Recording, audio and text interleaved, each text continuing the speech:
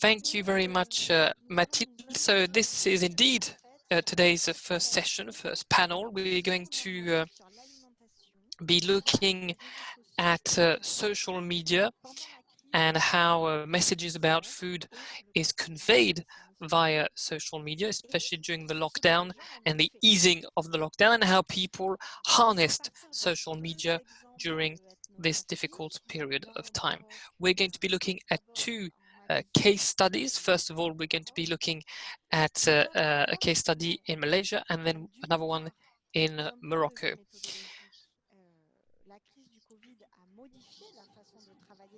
And we'll see how the COVID-19 crisis has changed the way in which researchers work. In other words, they have focused on netnography, so internet and ethnography as a portmanteau word. And then we'll explore how the COVID-19 crisis has changed our relationship with food, with our health, with our body image, etc., etc. In other words, we'll be talking about new models that have emerged and that challenge gender-related issues.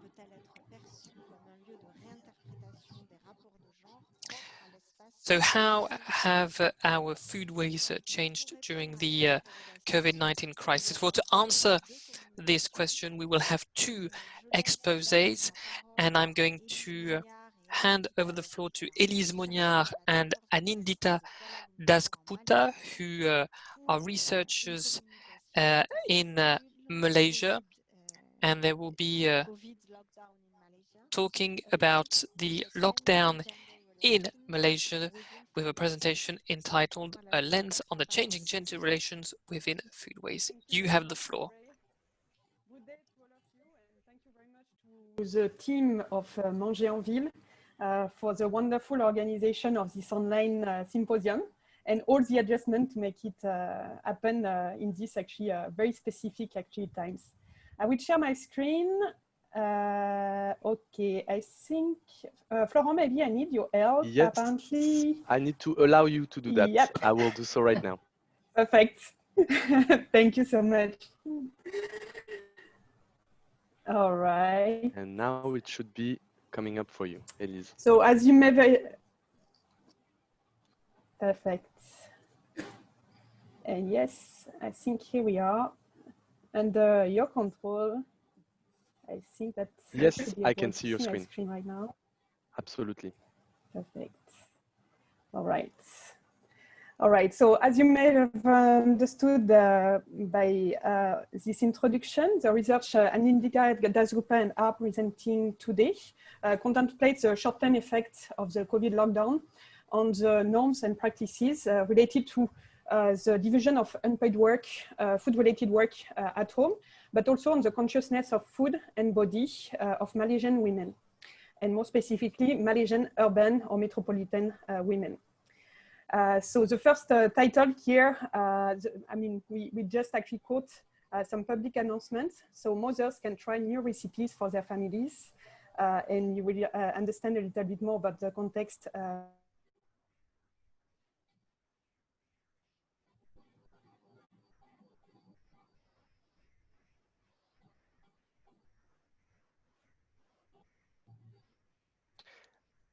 Bonjour à tous, je crois que nous avons un tout petit problème. Nous avons perdu momentanément Elise. We have lost you, Elise, for 1 second, but now you are back. If you could share your screen again. Yes, sorry definitely. about that. It's like all of us, I think, have been facing this kind of issues lately. Absolutely. And since you have been cut, may I remind you if you can speak a little bit slower for translator, that would be great. Okay. Thank you so much for reminding, indeed. Okay. All right. So as most of us may not be very familiar with Malaysia, and maybe some of us not at all, I will be introducing first this presentation with a bird's-eye view on the research context. So here's the Malaysian context and the situation during the lockdown. We are then moving to the research framework. My colleague and the co-author Anindita will then take over, present the methods. Here, I think we will connect with what was shared by Audrey just before, the ethnography here, and first part of the findings. I will conclude with a second part of the findings and just actually some few concluding remarks. So without further ado, let me share a few figures about Malaysia. And if the slides are moving, it would be easier. I think Elise at the bottom. Yes, now we can see context of the study. Perfect. All right. So Malaysia, you can see on the right hand of the screen, sorry, on the left hand of the screen here, it's actually on the maroon color here. So it's a multi-ethnic, multicultural, and multi-religious society of Southeast Asia, as you can see. It is a federal constitutional monarchy and counts 13 states, which are divided into 2 regions, which are Peninsular Malaysia and Borneo East Malaysia. The latest national census reported about 69% of Bumiputra, meaning son of the soil, so accounting here both Malays and non-Malays, which are represented in blue on the central graph, 20% of Chinese in red, and 7% of Indian in green on the graph. Islam is a religion of the majority of Malaysians, and besides, there are a considerable number of other religious followers from Buddhism, Hinduism, Christianity, Taoism, Sikhism, animism, and among others. Since the launch of the new economic policy in the 70s, the Malaysian society is undergoing rapid industrialization and urbanization.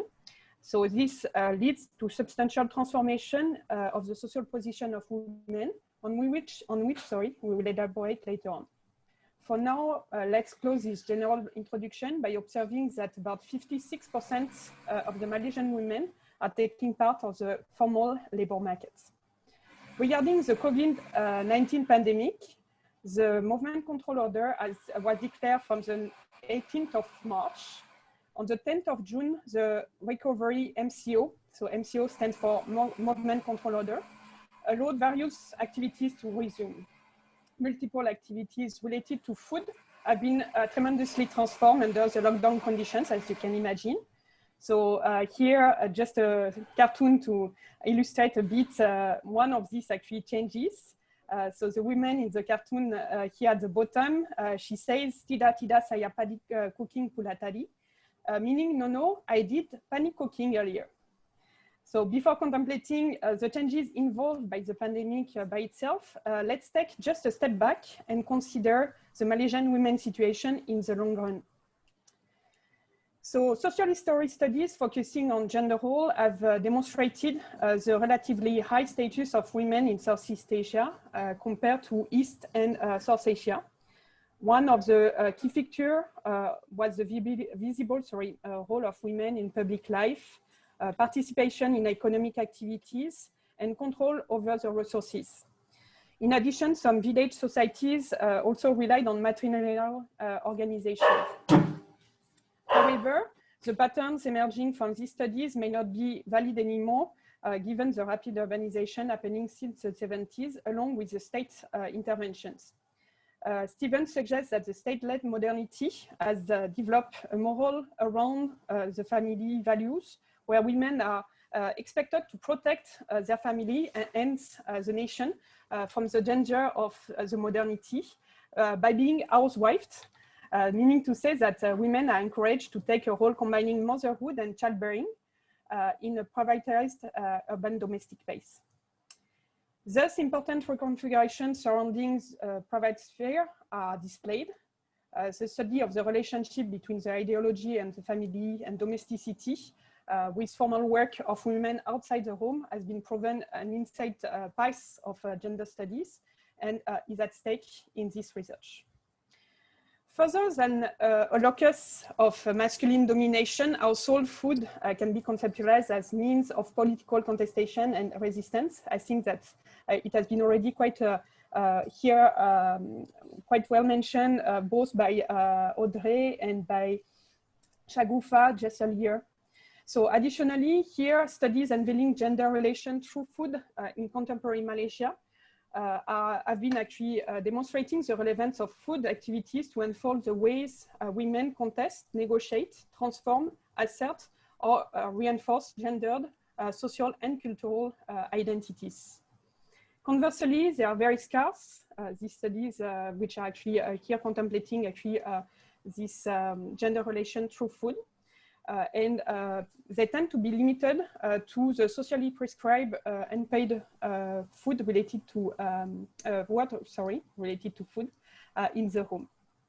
So therefore, based on the suggestion of Avekian and Aber, this research intends to contribute to the knowledge on feminist food studies in Malaysia by considering the conceptualization and investigation of interaction between women's work in the labor markets, their socially prescribed unpaid work, so in the home, and the consciousness of food and relation to the body image. So now back to the pandemic. So a disruption of everyday routines have been observed by each of us at the micro-social level. This is what we intend here to represent with this image of a tsunami. Additionally, we posit that these short-term changes are worth the analysis, as they are likely to consequently involve some long-term transformation of macro-social structures that produce and reproduce by those routines. So in turn, we have questioned which socio-cultural practices and norms related to gender food waste are emerging in digital communication from the disruption of routine during the COVID-19 lockdown. So this research was conducted using ethnography. Now, originally developed by Robert Kozinets in 1995, ethnography was found to be a very useful remote method with which to study social phenomena during the lockdown period. Now, caught as we were within the total lockdown ourselves, namely from March to May 2020, the social media was perhaps the only outlet or space where both official and informal communication occurred. And thus it became almost a natural site or a window for our fieldwork. And the gap that was left from the lack of social interaction with social communities was significant. And social media offered us a way to fill this void and allowed us to understand the context through the thick descriptions of the written words, visuals, and member interactions, through which people chose to share glimpses of their lockdown lives with the outside world. So first, Elise and I examined the public service announcements that were made on social media by the Malaysian government, various agencies of the Malaysian government, to provide guidance on how to manage family lives with specific regard to gendered food waste that were evident during the lockdown. We then analyzed Facebook posts of 5 Malaysian women professionals in the capital city of Kuala Lumpur to see how they provided glimpses into their day-to-day lived experiences during the 6 weeks of total and complete lockdown. And what was the ground reality compared to the role expectations of the government and the various agencies. So all the data analyzed in this study were publicly available, except one for which we secured informed consent. Finally, the trends were coded, clustered, and thematized to provide some emergent short-term trends. In October 2018, the ruling government at that time, just before the lockdown, called for an end to moral policing before its collapse barely 2 weeks before the lockdown, and a brand new government, the National Coalition, was announced. However, as the lockdown was declared on the evening of the 16th of March, and in an attempt to ensure harmony within locked households, the newly minted Women and Family Ministry briefly issued a set of recommendations to working mothers on how to manage their households and families during this time, during the lockdown. Subsequently, much of the language used by the policymakers in their public messaging was also cloaked in gendered language, which could be seen as one of the assertions of the family values in the everyday politics and moral project of Malaysia. I refer to the works of Stephen and Elias here. Simultaneously, the recommendations and the gendered expectations from the government led to the critique of patriarchal social relations on social media, and finally to the withdrawal of the Facebook post. So incidents such as these reflected some frictions or contestations related to gender relations as well as cultural and religious identities. It was well not unexpected that the control of bodies and spaces would emerge as a primary focus of institutional control to stop a highly infectious disease from spreading. So in understanding the public service announcements, we considered the dynamics and tensions involved in the transformations of bodily and spatial formations and the changes provoked by such situations, with a particular emphasis on gender dimension as it related to food-related work. The disruption of routines in the daily lives of working women and coping strategies was a significant emergent theme in our study. As you can see, Facebook posts were regularly expressing acknowledgement of the cooking skills and food received as a sign of care by and from relatives. So one participant, on the left, as you can see, captured the blurring of boundaries on the very first hectic week of the MCO, Movement Control Order, while describing her new routine of juggling work and household chores and demonstrating the mental load she carried at that time. This is what my lockdown week has been like, she posts. On top of cleaning, cooking 2 meals, mopping, and meetings, my students and I have realized the strength of human resilience to adapt. Now, working women reached out to and received a great deal of support from family and friends who often provided them food items, or many times it was cooked food items, to ease the pressure of having to source for and to prepare food on a daily basis while attending to paid work from home. So another participant posts a picture of homemade cookies, and when friends playfully say that they want to place orders with her, she says, please order with my daughters. So meaning that is her daughters who have, baked those cookies. Halfway through the MCO, another participant uploads a picture of a chicken salad. You can see that on the screen, and comments, when you have a crazy day working from home and your kids make you lunch, and followed by the note, the joy of having teenagers. A strong sense of community can be seen where participants thank their dear ones for providing a helping hand with food. When a participant's older sister sends her some homemade brownies, she says, I'm loved, just what I needed after a stressful week, and adds 3 heart emojis. In response to another friend's comment, she replies, best thing about sisters. Another post states, lovely to be greeted this morning by a bag of freshly plucked and clean bag of jackfruits hung on the fence by your neighbor, which you can see on the right side of the screen. Now, the second theme, towards the end of May, there's showcasing of upgraded cooking skills. Now, this is a very interesting, findings. Now, that towards the end of May, which means towards the end of the total and complete lockdown, recurrent showcasing of homemade dishes start to appear in posts. The only comment, as you can see on your left, homemade mango pulut or nasi lemak, 2 very favorite dishes in Malaysia, highlights the pride taken in cooking homemade food and possibly simultaneously the ambivalent position of women in between the contestation of the gendered roles and actually the pride taken in mastering cooking skills and caring for the family. So the value supported by the homemade characteristic of food is highlighted in the comment. This one homemade. When replying to a comment with one of her friends who was informing her that finally a famous food stall in the city had opened. These posts are not without reminding the role of food in doing family, previously highlighted by Marjorie DeWalt. But interestingly, for some single women whom we've studied as well, on the other hand, the showcasing of home-cooked products were observed right from the start of the lockdown. A series of posts showcase the creative culinary skills of participants who not only started trying out new recipes, but also used various products from the kitchen garden to prepare tasty and visually attractive meals. That you can see the 3 posts on the right-hand side of the screen. And one participant, one of the participants playfully remarks that it's only now that she has the time to spend on cooking. And we observed that she was always actively engaging with her friends on the best recipes and ingredients to use. And then a friend asks, stay at home, kan? In other words, because you're staying at home, right? And then I move on to the next about the food and body image consciousness of women that we noted. The association of being confined to the home with very limited physical activities, excessive eating, and the consequent gain of weight was a serious concern in the social media posts of women.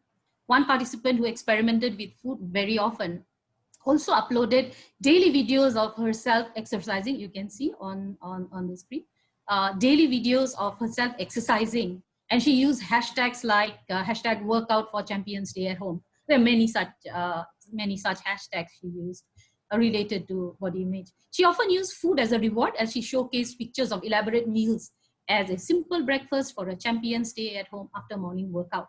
So it's kind of, you know, setting the balance. So when she posts, as you can see, tada, ice blended milk, dalgona coffee at the bottom, and Valhona chocolate ice cream from inside scoop, and some Kit Kat bites for the topping.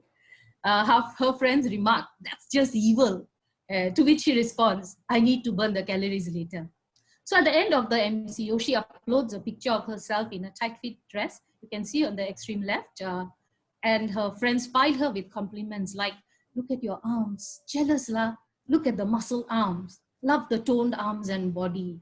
All your hard work and dedication is paying off. You are looking awesome." And another participant you can see on the extreme right of the screen also starts her own fitness journey. She starts a YouTube channel to get fit and posts, "I'm not doing this to be like very thin. I'm doing this because I got COVID fat 2020 to the point I'm uncomfortable again." Her journey continues.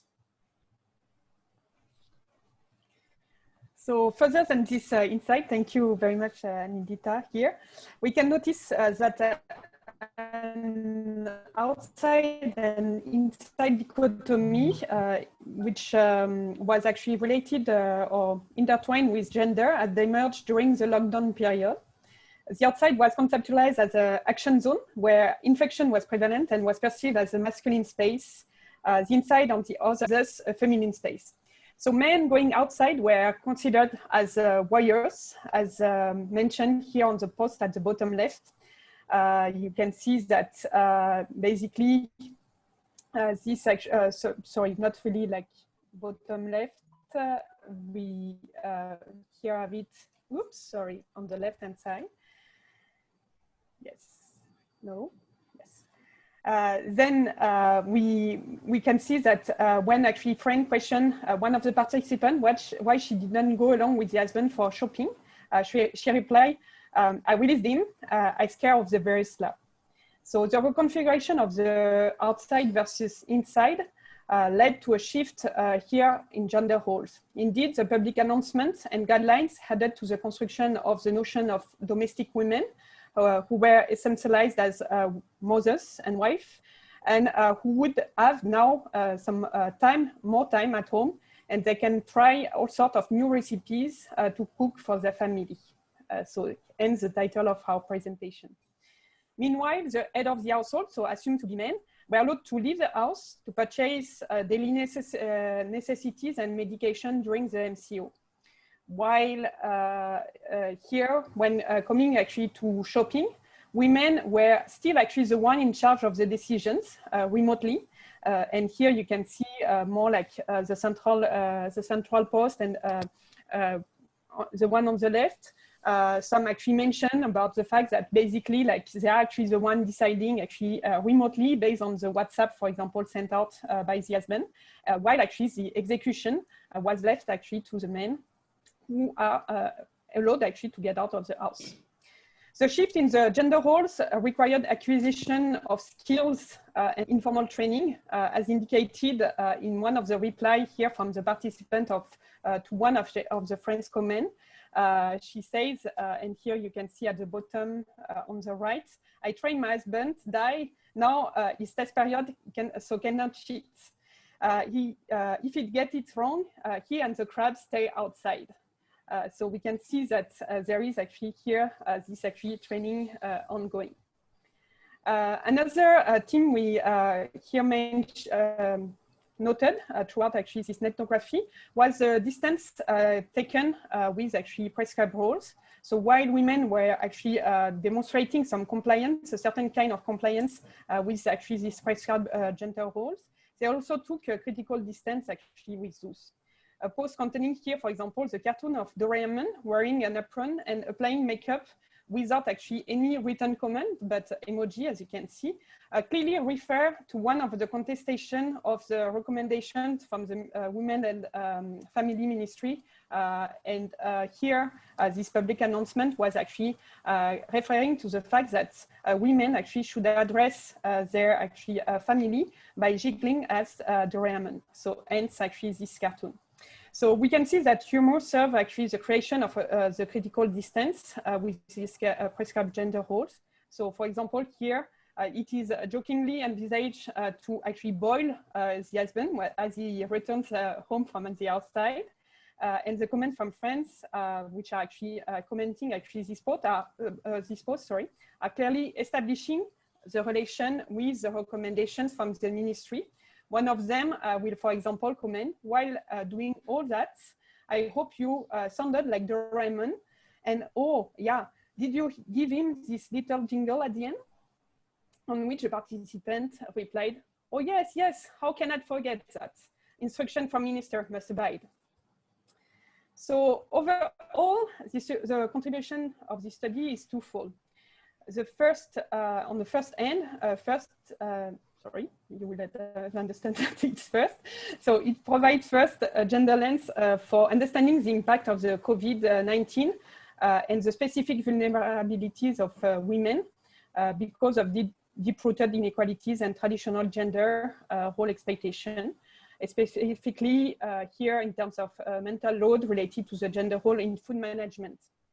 So in doing so, the study asserts well-established observation of various forms of discrimination and domination embodied in the gender division of informal food-related work. Secondly, this research has contemplated everyday life and home as locus of politics and resistance. So the lockdown and its subsequent work from home, the use of social media have re-questioned this essentialized division between the public and the private spheres.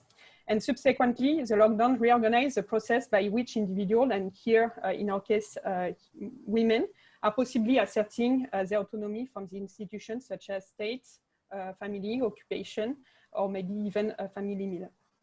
On that line, we would like to highlight two contrasting points. So firstly, the power of professional women has been kind of asserted by their financial contribution in a context of high economic uncertainty. The demanding nature of this formal and paid work was made actually visible and valued by the rest of the family by being transferred actually to home. Simultaneously, a reconfiguration of this outside-inside nexus leading men to take over the food sourcing and sometimes cooking could have led to an acknowledgement of critical skills required by informal and unpaid prescribed roles and food management at home. All in all, it seems that contestation seems to be associated with the renegotiation of the division of work at home and transfer of skills in the aim of sharing this actually food-related work among the family members, not only men, but overall family members. And here we are going back, for example, to the daughters, teenager daughters, and so on. As we emerge also from this lockdown, certain practices have evolved and been, some of them normalized, whereas different members of the family, including the extended family, are playing actually their parts in helping out in food sourcing, cooking. Additionally, the food here has been actually creating and strengthening some social ties among women communities, and have given actually a rise in emerging solidarity, supporting a contestation of enormous mental load carried by women in these times. However, and opposite here to the assertion, keep your laws of my body on the right-hand side of your screen, the internalized surveillance of food behavior seems to be perpetuated throughout the lockdown. The posts of professional and urbanite women are extensively commenting their concern pertaining their food intake, the physical activity, as an implication in terms of body image. Importantly, we have to remind that women posts analyzed in this study are emerging from women positioned in upper social class and metropolitan environments. This should not lead to forget the increased domestic violence, dominance, and challenge faced by women during the lockdown. To conclude, there is a need to gather qualitative data on social and institutional discourse to understand how politics in everyday life are prescribing, Malaysian, or have been prescribing Malaysians how to behave socially, domestically at the workplace during the pandemic. So access to food remains one of the most essential challenges for household organization during the lockdown. Thus, the nature of changing gender relations in food should emerge as one of the areas of importance to policymakers that would lead to the development and implementation of effective policy measures, providing a more authentic, and equitable response to the pandemic. Thank you very much. And we are happy to discuss later on.